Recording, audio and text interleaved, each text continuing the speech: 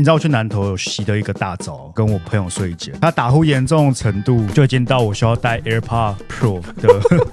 的降噪模式，然后他妈还没有用，后来就播更大声的音乐也挡不住，它是那种穿透性很强。我觉得它的频率会完全穿透大部分市面上的音乐，所以我找到了一个很厉害的 playlist， 那时候就在打 Block Snoring， 就有3首歌 OK， 完全阻绝到他的那个打呼，怎么做到的？因为它是下雨加打铃，你知道吗？